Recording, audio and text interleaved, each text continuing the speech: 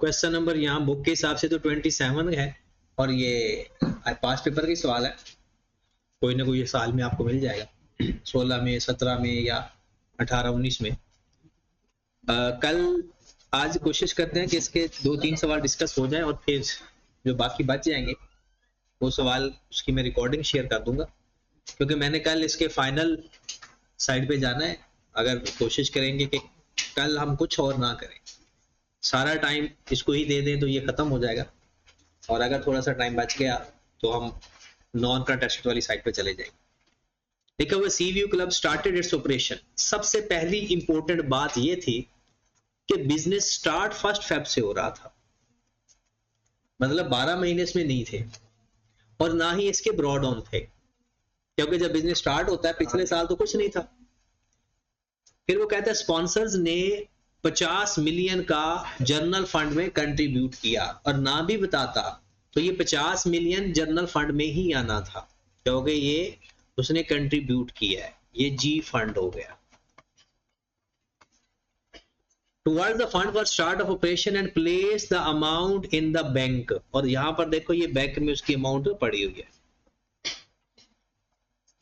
Following is the receipts and payment summary of the periods 1 February 15 to December 2000। उसने clear बताया कि ये 11 month का डाटा है। डाटा साल से कम हो सकता है, साल से ज्यादा नहीं हो सकता। अब आ जाते हैं जो सबसे पहले 50 मिलियन आपके पास रिसीट्स नजर आ रही है, क्या ये इनकम है? नहीं, ये तो जनरल फंड है, उसने खुद बताया हुआ है इसके बारे में। उसके बाद ज्वाइनिंग फी, ये इनकम है। अगर इसका कोई एडिशनल इंफॉर्मेशन होगी तो लेजर बनाऊंगा, नहीं होगी तो डायरेक्ट इनकम में लिख दूंगा। फिर वो कहता है सब्सक्रिप्शन फ्रॉम मेंबर्स, ये भी इनकम है, लेकिन फर्क क्या है? अगर एडिशनल इंफॉर्मेशन है तो चेंज कर दूंगा, नहीं तो डायरेक्ट इनकम है। सेल्स ऑफ बेवरेज, ये इनकम नहीं है, इसका बनेगा ट्रेडिंग अकाउंट। हर चीज सवाल के अंदर वो खुद बताता है कि जी मैं क्या चीज हूं, ठीक है।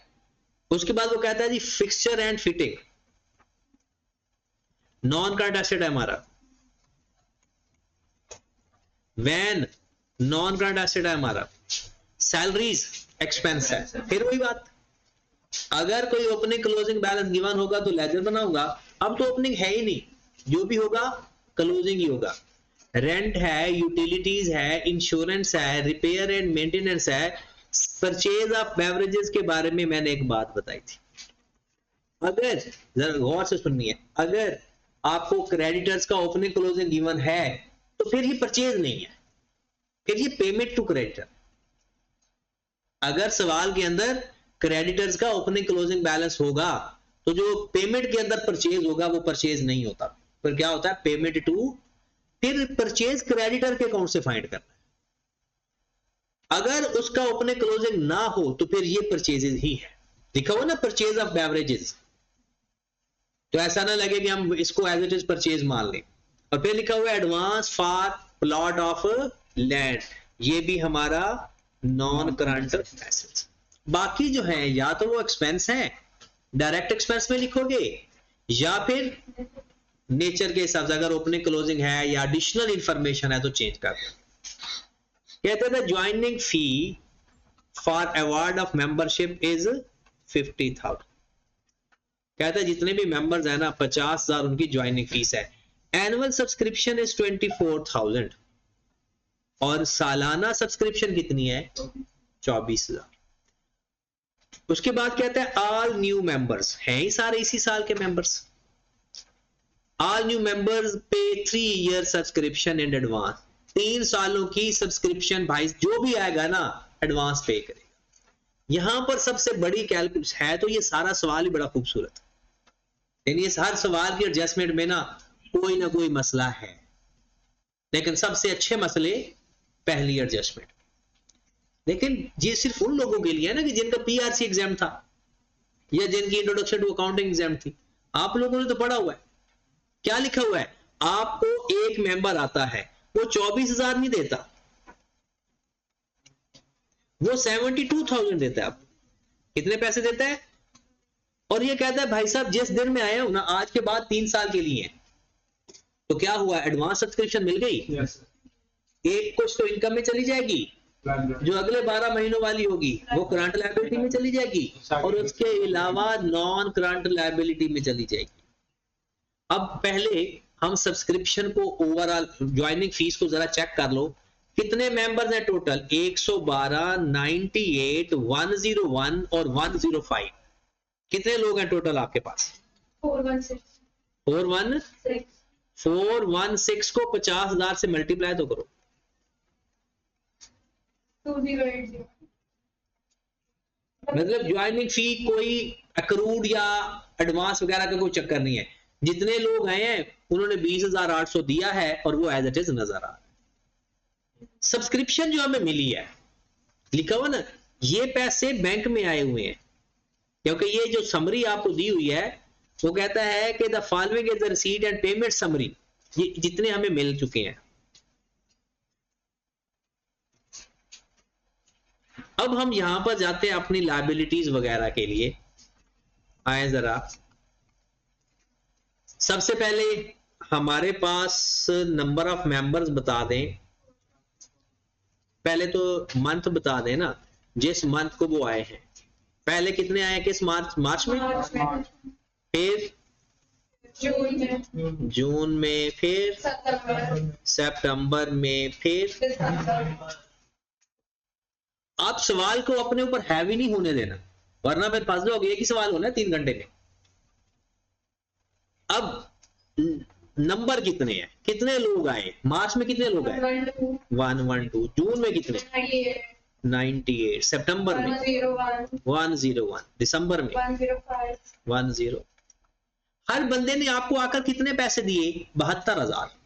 हर बंदे ने 3 साल के पैसे दिए, हर बंदे 1 साल के पैसे हैं 24,000 और 3 सालों के पैसे 72,000।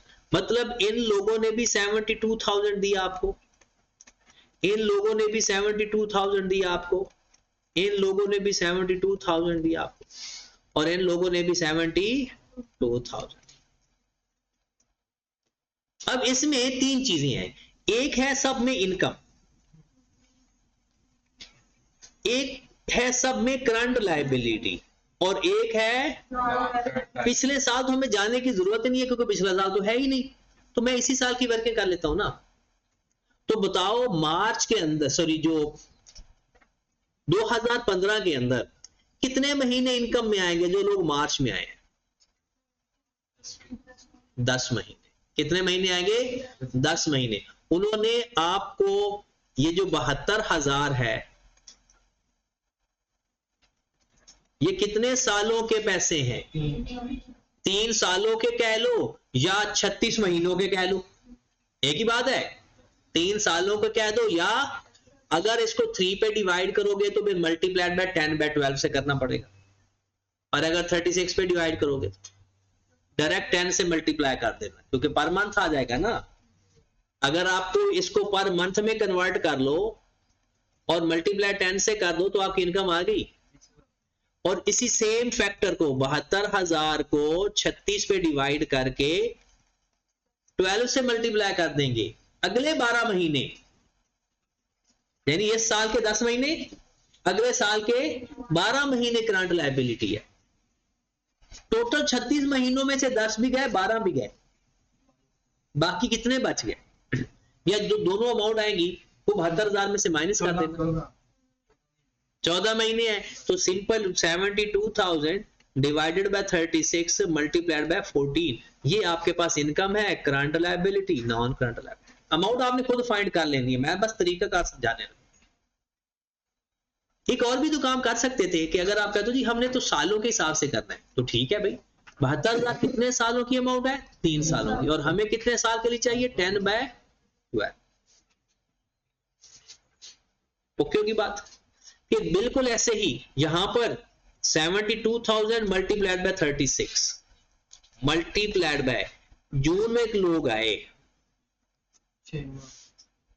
6 महीने 7, जून में तो मिलाना है ना, सेम इस फैक्टर को 7 से मल्टीप्लाई कर देंगे तो इनकम, सेम फैक्टर को 12 से मल्टीप्लाई करेंगे तो अगला साल, 36 में से 19 महीने हो गए, 7 महीने की इनकम 12 महीनों की करंट लायबिलिटी। तो बाकी मोर देन 12 मंथ कितने हो गए? 17। फिर बिल्कुल ऐसे ही 72,000 को मल्टीप्लाई करेंगे, सितंबर से कितने महीने बनते हैं? 4। करंट लायबिलिटी तो 12 महीनों की होती है, 4 भी गुजर गए, 12 भी गुजर गए, तो रह कितने गए? 20। फिर 72,000 डिवाइड बाय 36, एक महीना इनकम का, 12 महीने करंट लायबिलिटी के, 23 मंथ। अब ये जो भी आपका इसको कैलकुलेट करके आंसर आएगा, आपकी प्रेजेंटेशन कंप्लीट हो गई। इनकम में जो अमाउंट जाएगी वो भी पता चल गया, करंट लायबिलिटी में जो अमाउंट आएगी वो भी पता चल गया, नॉन करंट लायबिलिटी में जो अमाउंट आएगी वो भी पता चल गया। ठीक होगी बात? अब सिर्फ एक दफा आप अपनी तसल्ली के लिए चेक करें कि आपके टोटल कितने लोग आए हैं इस साल? 400। और हर बंदे ने सब्सक्रिप्शन के नाम से कितने पैसे दिए? पैसे तो इतने दिए ना, कितने हो गए टोटल? नजर आ रहा है? इसका मतलब है कोई रिसीवेबल या कोई इधर उधर वाली अमाउंट, एग्जैक्ट अमाउंट नजर, लेकिन ये सारी इनकम नहीं है। इनकम हमने फाइंड की है, जिसकी एडिशनल इंफॉर्मेशन हो उसका इनकम एक्सपेंस हम खुद फाइंड करते हैं। नेक्स्ट, अब पढ़ते जो हर एडजस्टमेंट को। सबसे दूसरी खूबसूरत एडजस्टमेंट वो ये नहीं है। अब देखिए, कहते हैं club sales beverage at GP margin, और जैसे ही अब सीपीएस गिवन हो ना, दिमाग में एक चीज आती है कि सीपीएस कहीं ना कहीं लगेगा। आगे देखते हैं, all sales are bill at the first week of the next month. वो बिल का मतलब है रिकॉर्ड करना। आपने हर जो भी लास्ट वीक की सेल्स होगी ना, कब रिकॉर्ड करोगे? अगले हफ्ते। And the payment is received in the same month, और पेमेंट भी तभी मिलेगी। जैसे आज आपने सेल की, आपको 7 दिन बाद पैसे मिलने हैं, और पैसे भी तब मिलने हैं, रिकॉर्ड भी तब करना है। आगे जरा देखिए तो सही, इसमें सेल्स ऑफ बेवरेज ड्यूरिंग दिसंबर 15 150,000। दिसंबर की सेल्स का बिल कब बनना है? अगले हफ्ते। तो हमारा वही जनवरी के हफ्ते में। हमारी जो ऊपर रिसीट एंड पेमेंट अकाउंट है वो दिसंबर तक का है। इसका मतलब उसके अंदर ये जो ऊपर आपकी सेल्स ऑफ बेवरेज लिखा हुआ है ना 1500, इसके अंदर 150 ऐड करना है। ये भी सेल्स पिछले साल की ही है, क्योंकि ये इसके अंदर रिकॉर्डेड नहीं है। और ये 150 फिर दिसंबर को रिसीवेबल भी तो हुआ, क्योंकि ये तो पैसे में मिले ही नहीं।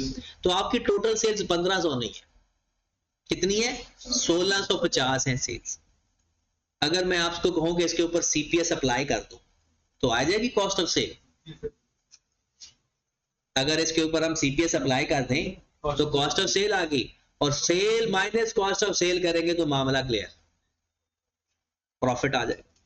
ये सबसे आसान तरीका होता है जब सीपीएस गिवन है। कोई एक चीज ढूंढो, दूसरी चीज मिल जाती है। तो हमारे पास जनाब आपका ट्रेडिंग अकाउंट बन गया। ये वर्किंग नंबर 1 थी आपकी अपनी ना वर्किंग, क्योंकि सवाल तो आपने करना है। वर्किंग नंबर 2 आपकी हो गई सेल्स। पहले हमने फाइंड की 1500 जमा 150, कितना हो गया? 1650 less cost of sale. CPS है 20%, 20% ऑफ व्हाट? सेल। इसका तो इसका मतलब है सेल तो 100 हुई, और कॉस्ट कितनी हुई? 80। कितना? 1320 जीपी आ गया 330। अब यहां पर एक और कहानी, अगर इस बेवरेजेस के अपना कोई एक्सपेंस गिवन होनी चाहिए तो यहां से माइनस करना। अदर एक्सपेंस में नहीं लिखना, एक्सपेंडिचर में नहीं लिखना, यहां ही माइनस हो जाएगा। लेकिन देखते हैं, अभी तो हमारी वर्किंग चल रही है। आओ जरा, आप कहोगे आपने तो कहा था कि ये वर्किंग बहुत खूबसूरत है, ये तो शुरू होते ही खत्म होगी। वर्किंग इसके लिए खूबसूरत है, ये ध्यान से चीजें देखनी है। मैं आपको लिंक समझा देता हूं। ये देखो, 1 और ये 2, इन दोनों पॉइंट्स को मिला के ना मैं आपको बताता जाऊंगा कि अभी तो मैं बताऊंगा क्योंकि अभी आप छोटे हो, जब आप बड़े हो जाओगे तो खुद करोगे। 25% of total purchase of beverages made during the year remain unsold. 25% unsold है। कॉस्ट ऑफ सेल का मतलब क्या है? ये वो गुड्स है जो बिक चुकी है, ये उनकी कॉस्ट है। तो बता सकते हो क्लोजिंग स्टॉक कितना है? ये देख लो, ये जो 1320 आया है, ये क्या जितनी चीजें खरीदी थी सारी की कॉस्ट है या सिर्फ वो है जो बिक गया है? तो बिक कितने गया है? 25% तो अनसोल्ड पड़े हुए, तो बिका कितना? 75%। बिका कितना? इसका मतलब है आप क्या बता सकते हो कि स्टॉक खरीदा कितना था? हाँ जी, क्या बता सकते हो कि स्टॉक खरीदा कितना था? 1760। वो कहता है कि जो आपके पास यहां पर जो 25% of total purchase were made during the year remained unsold, कि वो अभी तक सेल, इसका मतलब है जो सेल हो गया है 1320, that is the cost of cell.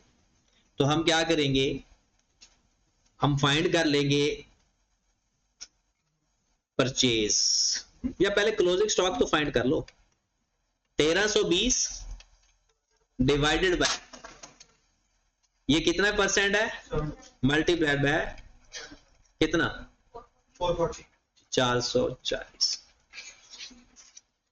इतना स्टॉक आपके पास क्लोजिंग स्टॉक के अंदर मौजूद है। खरीदा कितना था? परचेज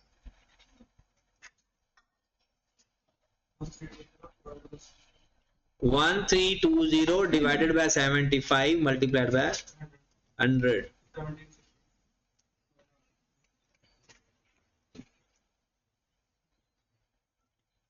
क्लोजिंग स्टॉक भी आ गया हमारा। क्लोजिंग स्टॉक की जरूरत क्यों थी भला? एसओएफपी बनाने की। क्लोजिंग स्टॉक कहां चाहिए होता है? एसओएफपी बनाने की। सर ये जो परचेजेज जो हम उसमें दी हुई वो कैश पे है? वो कैश पे नहीं, सुने, वो कैश पे नहीं है। अब सुने, आपने परचेजेस कितनी की? 1760। आपको बड़ी ये चीजें ना बड़ी प्रोफेशनली देखनी पड़ती हैं। पेमेंट में कितना नजर आ रहा है? 1367। परचेज कितनी की? 1760, लेकिन पेमेंट उसमें से कितने की? 1367। इसका मतलब है क्रेडिटर्स भी हैं, क्योंकि आपकी टोटल परचेजेस तो 1760 है। टोटल इस साल की परचेजेस 17, हमने अभी सीपीएस लगाया, आपने परचेजेस फाइंड की, लेकिन पेमेंट पूरी नहीं हुई। तो इसका मतलब है आपके अकाउंट पेएबल हैं बाकी के 1760 माइनस 1367 39, ये आपके अकाउंट पेएबल भी है। ये आपके साथ साथ एसओएफपी का भी इंग्रेडिएंट तैयार हो रहे हैं और इनकम एंड एक्सपेंडिचर भी चल रहा है साथ। अब अगर मैं आपसे दोबारा एक दफा पूछूं, सबसे पहली एडजस्टमेंट से 3 चीजें मिली, इनकम, करंट लायबिलिटी, मिल गई सारी चीजें। दूसरी एडजस्टमेंट से हमें क्या मिला? प्रॉफिट, जो जाना है इनकम एंड एक्सपेंडिचर में। फिर इन दोनों को मिला के हमें क्लोजिंग स्टॉक मिल गया, हमें क्रेडिटर्स भी मिल गया।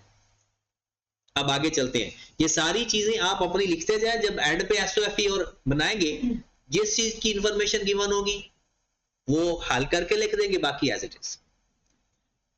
चले जनाब, वो कहता है ये चीजें आसान है, इतनी मुश्किल नहीं है। कहता है salaries are paid on the first day of the next month. इस महीने की सैलरी अगले महीने की पहली तारीख को पे करेंगे। इसका मतलब है जो ऊपर आपकी सैलरी पेड है ना, उसमें दिसंबर की पेमेंट शामिल नहीं होगी, क्योंकि वो तो दिसंबर तक खत्म हो गया। ऊपर जो आपकी सैलरी के नाम से जो अमाउंट आ रही होगी ना, उसके अंदर दिसंबर वाले महीने की सैलरी शामिल नहीं होगी, क्योंकि वो अभी तक पे और ऊपर पेड आ रहा है, फॉर द ईयर नहीं है। आगे देखें, कहता है salaries are paid on the first day of the next month, the amount of salary include an advance. आपने एक भाई साहब को एडवांस में भी 10,000 पे किया, तो क्या ये हमारा एक्सपेंस होता है? ये तो प्रीपेड है। ये तो करंट एसेट में जाएगा। Yes, sir. आगे the advance is repayable on book, बात की बात है। अब पहले देखिए ऊपर सैलरी की अमाउंट मुझे बता दें, 1000 पूरा 1000 है। इस 1000 के अंदर जो सैलरी है 10 तो एडवांस पे किया हुआ है, क्योंकि पेमेंट में तो ये भी शामिल होगा। बाकी बच गया 900। ये जो 990 है, क्या ये 11 महीनों की सैलरी है, 12 की या 10 की? ये 10 महीनों की। 11 महीने टोटल बनते हैं Yes, sir. हमारे, जिसमें दिसंबर की सैलरी इसमें पेड नहीं है। तो अगर आप पर मंथ सैलरी निकालना चाहते हो तो 99 एक महीने की सैलरी अनपेड भी है। एक महीने की सैलरी इसमें अनपेड भी है। तो अब जरा मुझे बताओ कि एक्सपेंस में कितनी अमाउंट जाएगी, करंट एसेट में कितनी अमाउंट जाएगी, लायबिलिटी में कितनी? एक्सपेंस में 108 इसी सवाल के अंदर इस एडजस्टमेंट में 1000 टोटल था, जिसमें से 10 माइनस करेंगे, 99 ऐड करेंगे, एडवांस वाला माइनस एक्रूड वाला ऐड। तो यही होता है ना, प्रीपेड ऐड माइनस कर देते हैं और एक्रूड। इसमें 10 एडवांस है। ये जो सारा काम किया था ना पर मंथ सैलरी पता करने के लिए, क्योंकि हमें पता चले कि एक महीने की कितनी सैलरी बनती है। ये जो वर्किंग की है हमने, ये मंथली सैलरी का पता करने के लिए, क्योंकि एक महीने की सैलरी अनपेड है। Yes, sir. तो अब एक्सपेंस में कितना जाएगा, इसका आंसर ये है एसपीएल। 99 किधर जाएगा, करंट लायबिलिटी, और 10 किधर जाएगा, Prepaid. Current asset. खत्म होगी बात इसकी। अब आ जाओ रेंट के ऊपर। ये भी बड़ी प्यारी एडजस्टमेंट है। कहता है ऊपर जो रेंट पे किया हुआ ना भाई साहब, ये 3 सालों का है। मुझे बता दो expense, current asset, non current asset. कहता है ऊपर जो रेंट पे किया हुआ है ना, नजर आ रहा है किसी को रेंट पे किया हुआ? 3600। कहता है ये 3 सालों का है। मुझे एक्सपेंस भी बताएं, करंट एसेट भी, क्योंकि जो अगले 12 महीनों का प्रीपेड होगा वो तो करंट एसेट होगा, जो उससे भी अगले टाइम का होगा वो नॉन करंट एसेट। तो बताएं जरा इसमें कितना एक्सपेंस में आएगा, कितना लायबिलिटी में आएगा, करंट एसेट और नॉन करंट एसेट? 1100 आएगा एक्सपेंस में, क्योंकि ये साल ही 11 महीनों का है। बिजनेस शुरू ही 1 फेब। आई कैप ने यही तो चालाकी खेलता है, इंसानों वाला सवाल नहीं देता वो। देखे कोई ना कोई एक चीज ऐसी करता है, किसी न किसी तरह से हमें डॉज देता है बस। अगले 12 महीने का इतना हो गया 1200 और 1300, ये बन गया आपका 3600। बात समझ लगी? 1100 एक्सपेंस में, 1200 करंट एसेट और 1300 नॉन करंट। आगे चलते हैं। और मैं, आपने इस तो सवाल हल कर रहे हो, टेक्निक पर गौर नहीं किया आप लोग। मैं एक एक एडजस्टमेंट को पकड़ पकड़ कर हल कर रहा हूं, हर एडजस्टमेंट को। मैं जब एक एडजस्टमेंट पढ़ रहा हूं ना, दूसरे एडजस्टमेंट के बारे में नहीं सोच रहा। अब यहां पर देखें number 6, presently the club is opening on rental premises, however a plot of land has been purchased on which construction would commence shortly, title of land would be transferred after completion of, वो जो ऊपर आपने पैसे नहीं पे किए हुए advance, तो ये नॉन कंडक्शन में जाएगा, एडवांस फॉर लैंड के नाम से। वो अभी तक लैंड है नहीं आपकी, लैंड के नाम से नहीं लिख सकते। क्यों बोला? क्योंकि अभी तक लीगल टाइटल आपको नहीं मिला। आप क्या लिखोगे, एडवांस फॉर लैंड लिखोगे, नॉन कंडक्शन में। लो जी, ये चीज तो अब आपको पता चल जाएगी। कहता है जो ऊपर यूटिलिटीज लिखे हुए हैं ना, इंक्लूड, उसमें शामिल है सिक्योरिटी डिपॉजिट। देखिए सिक्योरिटी डिपॉजिट आपका नॉन करंट एसेट होता है। सिक्योरिटी डिपॉजिट आपका नॉन करंट। कितना सिक्योरिटी डिपॉजिट शामिल है? 20,000। कहता है utilities bill are paid 7th day of the next month. इसका मतलब है 1 महीने का यूटिलिटी बिल अनपेड भी है। तो ऊपर यूटिलिटी है कितना टोटल? 570। इसमें से 20 तो निकाल दो, कितना आ गया? 500। 550 को किस पे डिवाइड कर दो, क्योंकि ये 10 महीनों की पेमेंट है, 1 महीने की तो है ही नहीं। 55 आपका पेएबल है। अगर मैं 570 की एडजस्टमेंट करूं, 20 माइनस 55 605 जो आंसर आएगा वो किधर जाएगा, एसपीएल तो नहीं कह सकते, इनकम एंड एक्सपेंडिचर। 20 किधर जाएगा, एसेट में नॉन करंट एसेट, और 55 किधर जाएगा, करंट लायबिलिटी। और जो इसको प्लस माइनस करके अब इसके अंदर भी तीन चीजें मिली, एक नॉन करंट एसेट मिला हमें, एक एक्सपेंस की अमाउंट मिली हमें, और दूसरा करंट लायबिलिटी। इंश्योरेंस प्रीमियम कब पे कर रहे हो, कहता है ये 12 महीनों को कवर कर रही है, 1 फेब को, तो 12 महीने कब खत्म होंगे, अगले 1 फेब को, तो इसका मतलब है उसमें 1 महीने की प्रीपेड है। तो क्या करेंगे, जो भी गिवन है उसको 12 पे डिवाइड करके 1/12 से मल्टीप्लाई कर देंगे, और जो आंसर आएगा वो इंश्योरेंस में से माइनस और लायबिलिटी, इंश्योरेंस में से माइनस और लायबिलिटी। कितनी अमाउंट है, 120 डिवाइडेड बाय, मुझे मल्टीप्लाई बाय 1/12 कर दो, कितना आ गया 10, 10 इसमें प्रीपेड है। तो क्या करोगे, 120 में से 10 माइनस करके एक्सपेंडिचर, और 10 को लिख देंगे करंट एसेट। लास्ट अच्छी बात, repair and maintenance include and advance 100 for paid for contractor for the construction of parking shed, और रिपेयर बिल अमाउंटिंग 7000 वर आउटस्टैंडिंग। क्या करेंगे, 100 शामिल है पार्किंग शेड के पैसे, और 7000 अभी दिया ही नहीं, क्या करोगे, वो से पार्किंग शेड को माइनस करके लिख देंगे एसेट के अंदर, क्योंकि पार्किंग शेड पता चल गया ना कि वो जहां पार्क गाड़ी की उसका शेड बनवा रहे हैं, तो वो हमारा नॉन करंट एसेट होगा, और जो 7 है वो अनपेड है, वो एक्सपेंस में ऐड और लायबिलिटी में लिख देंगे। इसके अलावा डेप्रिसिएशन फॉर द ईयर किस पे आएगी, 11 महीनों की, फर्नीचर के ऊपर भी और वैन के ऊपर। खत्म हो गया सवाल। अब जिसकी इंफॉर्मेशन आपको नहीं मिली कहीं, वो अगर रिसीट है तो इनकम, पेमेंट है तो एक्सपेंडिचर। डन। तो सवाल तो ये आपने खुद ही करना है, बस मैंने आपको पढ़ना सिखाना था। अच्छा, दूसरा सवाल ना, अगर हमने शुरू कर दिया ना तो आप बोर हो जाओगे, इसलिए हम एक ऐसा सवाल निकालते हैं जिससे आपकी बोरियत खत्म हो जाए, और फिर जब बोरियत खत्म हो जाएगी फिर दोबारा वो सवाल कर लेंगे, जिससे आप फिर बोर हो जाएंगे। जब ये सवाल पेपर में आया था ना, तो पहले तो एक दफा बच्चों को ये लगा कि आई कैप हमें ABC सिखा रहा है। ठीक है ना, ये सवाल के अंदर उसने कहा कि ABC की वैल्यू लिखनी है, ABCDEFG, ठीक है, और ये ABC खत्म नहीं हुई, यहां तक भी है, ये सारी ABC लिखी हुई है। तो तकरीबन ये मेरे ख्याल में जा रहा है कि Q तक, PQR शायद Q तक जा रहा है। कहता है determine the missing information is indicated by capital alphabets, redrafting of above financial statement is not required. कहते हैं इसको बनाने नहीं बैठ जाना, सिर्फ A की वैल्यू लिखना, B की वैल्यू, C की वैल्यू और D की वैल्यू। अब मुझे तो इतना सवाल अच्छा नजर नहीं आएगा, क्योंकि मुझे तो वो शिफ्टों में करके देखना पड़ेगा। आपके सामने बुक है, आप तो सवाल का दीदार कर सकते हैं। अब जब ये सवाल आया, आसान सवाल को लोगों ने मुश्किल समझ, ये थी एक गेम, बिल्कुल वो गेम के हमने सबसे पहले कौन सा स्टेप परफॉर्म करना। देखिए ना, मिसिंग फिगर से क्या मुराद होगा कि किसी का ब्रॉड ऑन गिवन होगा, किसी का कैरिड ऑन गिवन होगा, किसी का cash receipt and payment given.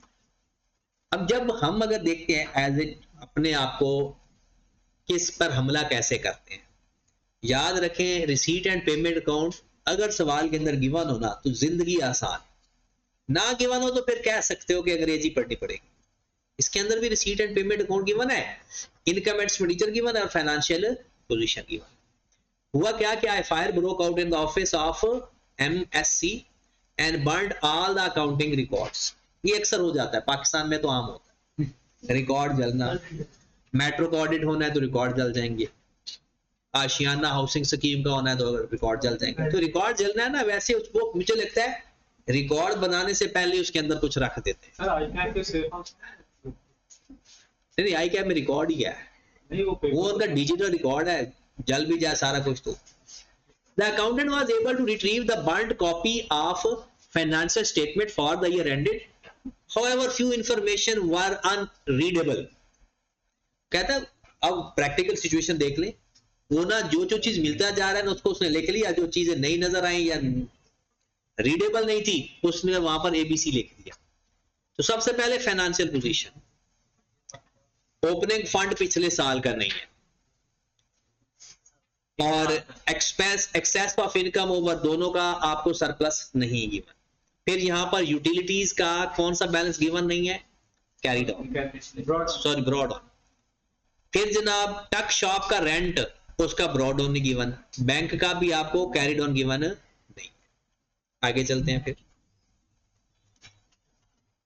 Salaries, ये क्या है, इनकम एक्सपेंडिचर। अब देखो जरा, सैलरी एक्सपेंस कितना है पता ही नहीं है, लेकिन यूटिलिटी एक्सपेंस कितना है वो पता है, मिसलेनियस सप्लाईज का नहीं पता, member subscription right of bad debts का पता है, एनुअल स्पोर्ट्स इवेंट का नहीं पता, यहां पर कुछ भी नहीं पता, disposal of fixed assets, repair and maintenance और एक्सेस इनकम ओवर दिस। तो यहां पर तो मुझे लगता है एक चीज जो गिवन है जो मिसिंग है वो क्या हो सकती है, क्योंकि नॉन करंट एसेट का डिस्पोजल का जिक्र है, तो फिर नॉन करंट एसेट्स है तो फिर डेप्रिसिएशन भी तो होगी, और एक एक्सपेंस है जो डेप्रिसिएशन है वो मिसिंग है, और हम ये भी नहीं कह सकते फलाने के अंदर होगा, वो तो फलाना कोई है ही नहीं अदर वाला। आगे चलते हैं। मेंबर सब्सक्रिप्शन इनकम इतनी है, टक शॉप का रेंट इतना है जो मिला है, डोनेशन आपको इतनी मिली, और यहां पर भी आपको कुछ नहीं पता इनकम वाली साइड पे कि आपको क्या और मिलना है, वो देख लेंगे। रिसीट एंड पेमेंट, ये है हमारा सवाल। ओपनिंग बैलेंस, फिर एक information missing, tennis fund, contribution for annual sports events, entrance fees, sales of fixed assets, tuck shop rent, scrap sale, salaries वगैरह सब कुछ गिवन है। अब हम स्टार्ट कहां से करते हैं। 4 इंफॉर्मेशन होती है भैया, हर लेजर की मेन चीज इंफॉर्मेशन कितनी होती है, 4, ज्यादा भी हो जाती है लेकिन 4 तो brought on, carried on, cash और इनकम एक्सपेंस। जिस चीज की आपको 3 इंफॉर्मेशन गिवन है वो तो सवाल आपका हो गया। जिस चीज की 3 इंफॉर्मेशन है, अब अपने सामने सवाल रखो, 3 जगह आपने कहां से चीजें देखनी है। सबसे पहले देखो अपनी बैलेंस शीट, किस इनकम और एक्सपेंस का ओपनिंग क्लोजिंग दोनों बैलेंस गिवन है, किस इनकम या एक्सपेंस का ब्रॉड और कैरीड ऑन दोनों गिवन है कोई, सैलरीज का ओपनिंग क्लोजिंग गिवन है, बस सैलरी तक ही रहते हैं अभी। देखिए सैलरीज का ओपनिंग क्लोजिंग भी गिवन है, और ये सैलरी का कैश भी गिवन है, पेड है ना, तो 3 चीजें हो गई। चौथी चीज फाइंड करनी होगी, तो आपको मिल के आ गया जी। ये है अप्रोच, आपको सवाल हल कर समझ लगी है। आपने सबसे पहले आप जी मिल गया आपको, फिर उसके बाद नेक्स्ट चलते हैं। दूसरा कौन सा इनकम एक्सपेंस है जिसके दोनों बैलेंस गिवन है कोई,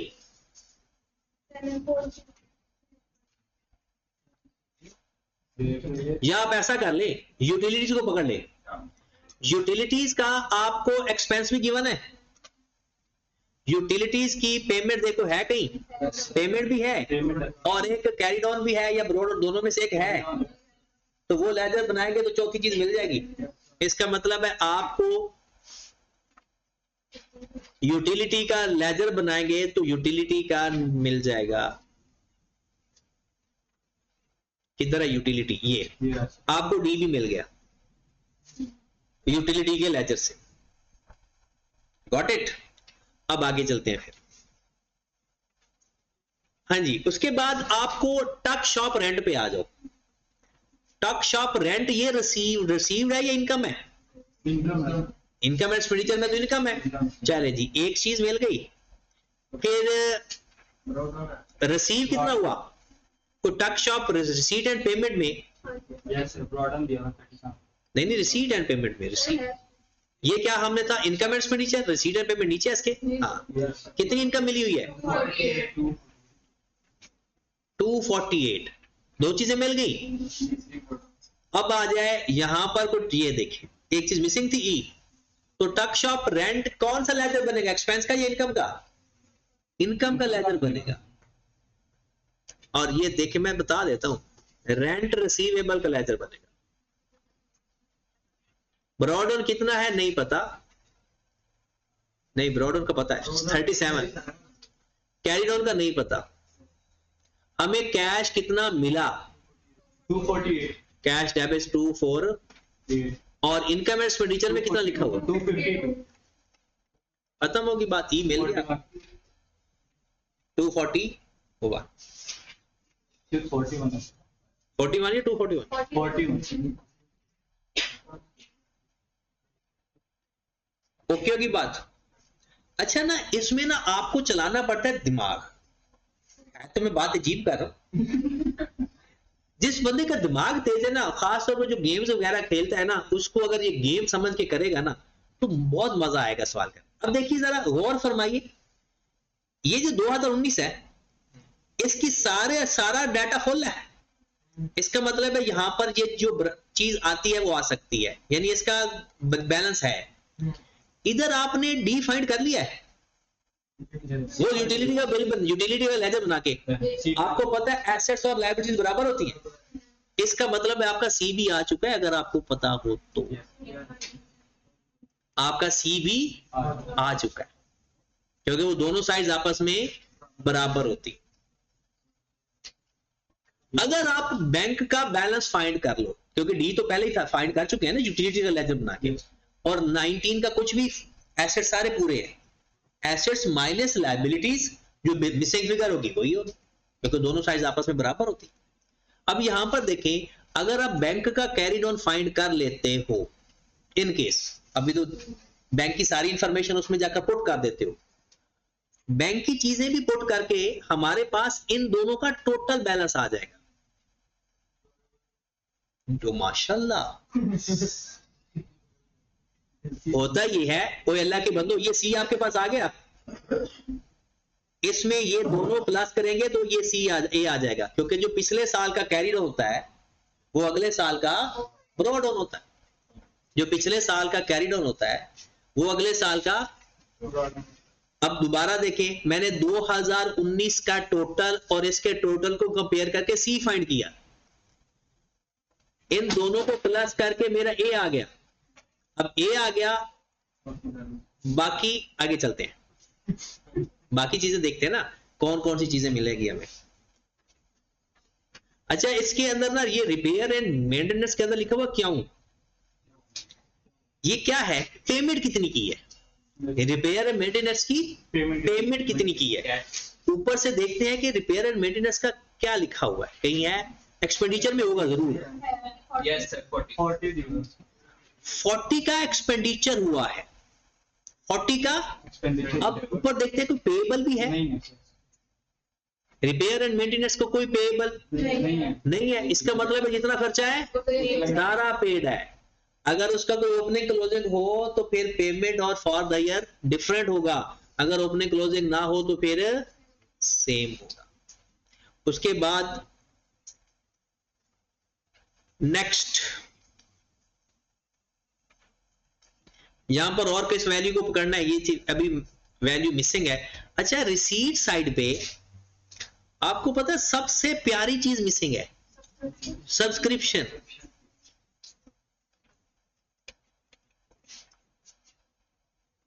रिसीट साइड पे सब्सक्रिप्शन का पता है ही नहीं, तो सब्सक्रिप्शन पे जाते हैं, इनकम में भी लिखी हुई है सब्सक्रिप्शन, इनकम क्या उसका ब्रॉड ऑन कैड ऑन भी है, किधर है, सब्सक्रिप्शन का एसेट में भी है, लायबिलिटी में भी, एसेट में भी, एसेट में भी है। लो मेरे भाई, लेजर बन गया पूरा, क्या फाइंड होगा यहां से, इनकम फाइंड होगा या कैश फाइंड होगा, इनकम तो गिवन है, तो ब्रॉड ऑन सब सब्सक्रिप्शन का लेजर बनाएंगे और वहां से हमारे पास, मतलब सादा सी बात है, अल्लाह लियो लेजर बनाई जाओ, और बस थोड़ी सी चीजें ऐसी होंगी कि जो थोड़ा सा दिमाग पर वजन डालना पड़ेगा, अदरवाइज सब्सक्रिप्शन का लेजर बनाएंगे तो क्या मिलेगा आपको पता है, एक आपको एन भी मिल जाएगा और एक आपको ओ भी मिल जाएगा। फिर वो कहता है अच्छा मुझे बताओ कि टेनिस कोड फंड आपको कितना मिला, टेनिस कोड फंड, ऊपर से जाओ जरा, ये तो रिसीट में इनकम में है कोई टेनिस कोड फंड, नहीं, नहीं है सर, किधर कहीं ना कहीं होगा टेनिस कोर्ट फंड ऊपर। उसमें है कैश में है और ब्रॉडर क्रेडिट दिया है। ब्रॉडर कैडल है लाइबिलिटी में, टेनिस कोर्ट फंड, इसका मतलब और है भी लाइबिलिटी में। ये आपको पता है, ये उसको मिला है डोनेशन एक तरह की मिली है फंड के लिए। उसको पहले मिला हुआ था 200, अब कैरिडोन में कितना है 260। इनकम में लिखा हुआ है, एक्सपेंस में लिखा हुआ है नीचे। इसका मतलब है 60 से आपको मजीद फंड मिल गया। 200 पहले था, अब आपका टोटल जो उसका फंड के नाम से पैसे नजर आ रहे हैं ना, वो कितने हैं 260। तो मजीद कितना फंड मिला आपको 60 का, क्योंकि इसके ये तो इनकम एक्सपेंडिचर में आएगा ही नहीं ना, ये तो आएगा कैश में। तो आपका ये वैल्यू भी पूरी हो गई। टेनिस कोर्ट फंड रिसीट कितनी हुई। अब यहां पर देखें कि आपके पास कोई चीज रह गई, ये पूरा हो गया, ये सब्सक्रिप्शन हो गई, टेनिस फंड हो गया, टक शॉप आ गई, रिपेयर एंड मेंटेनेंस हो गया। लो जी, यहां से आपको एफ मिलेगा। और मजे की बात, यहां पर जो आपको एफ मिलेगा वहां पर आपको, ये इधर भी एफ ही है, यहां पर आकर पुट कर देंगे। इसका टोटल भी हो गया, और इधर से आपका बी मिसिंग पड़ा हुआ है एक, तो वो भी अब हो जाएगा, क्योंकि इसका टोटल और इसका टोटल बराबर रखेंगे तो हमारे पास बी भी आ जाएगा। अब प्रॉब्लम सिर्फ 2 रहेगी, बल्कि 1 रहेगी, 2 भी नहीं। इनकम वाली साइड पे 2 चीजें मिसिंग है, और ये कौन सी इनकम होगी जो हमें नजर नहीं आ रही। अब यहां पर देखते हैं स्क्रैप सेल्स, क्योंकि आपकी रिसीट्स के अंदर स्क्रैप सेल्स हैं, और जो स्क्रैप सेल्स होती है वो हमारी इनकम होती है, लेकिन ऊपर कहीं नजर नहीं आ रही। इधर स्क्रैप सेल्स नजर आ रही है लेकिन ऊपर नजर नहीं आ रही, क्योंकि सेल ऑफ फिक्स्ड एसेट्स है, उसका लॉस नजर आ रहा है, लेकिन स्क्रैप सेल्स का लॉस नजर खत्म होगी। सारी बातें आपको ए बी सी पूरी आ गई। हाँ, डेप्रिसिएशन तो वो खुद ही फाइंड कर लेना। अब ये सारी ए बी सी आपने खुद फाइंड करनी है। चलो, ये सवाल था। अच्छा, अब सवाल करते हैं, और बस ये सवाल पढ़ते हैं, क्योंकि यार सारी जिंदगी हमने इनकम एक्सपेंडिचर थोड़ी करना है। ताकि मैं पढ़ देता हूं, ताकि ना जब सवाल हल करो ना तो एटलीस्ट आपको प्रेशर तो ना हो ना। ये सवाल बहुत मजे के होते हैं, लेकिन ये है ना कि जब पेपर में सवाल आ जाए तो बंदा सोचते रहता है इसको शुरू कहां से करूं। लेकिन ये थोड़ा सा पढ़ने से ये फायदा हो जाता है ना, आपको पता चल जाता है कि अच्छा थोड़ा सा फोकस करने की कमी होती है बस। चलिए जनाब, अच्छा ऐसा करते हैं कि इसकी ना मैं आपको रिकॉर्डिंग शेयर कर दूंगा, लेकिन इसमें ना एक चीज और मैं बता दूं कि इसमें शायद रिकॉर्डिंग के अंदर ये चीज मिसिंग हो। अगर है तो ठीक है, नहीं तो ये एक अमाउंट है, इसके बारे में मैं आपको पहले क्लियर कर देता हूं। Hospital facilities 48.6 million were provided free of charge to the patient. अक्सर लोग इसको ना एक्सपेंडिचर में लिख देते हैं, वो सारे जो एक्सपेंडिचर्स है ना, ये उनके बारे में बताया हुआ है कि इतनी जो एक्सपेंडिचर्स के अंदर लिखा हुआ है ना कि हमने मेडिसिन फ्री में दी, हमने उनको कोई और चीज फ्री में प्रोवाइड की, तो उसने कहा कि इतनी अमाउंट की चीजें free of charge.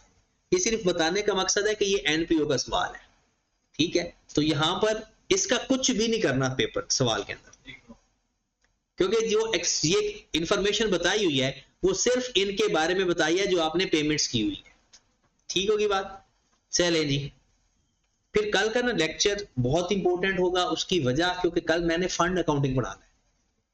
Fund accounting का सवाल पेपर में आजकल के ज्यादा चांसेस हैं, तो कल हो सकता है कि हम और कोई स्टैंडर्ड ना पढ़े, फंड अकाउंटिंग में आपको पढ़ाऊं और statement of change in net assets पढ़ाऊं।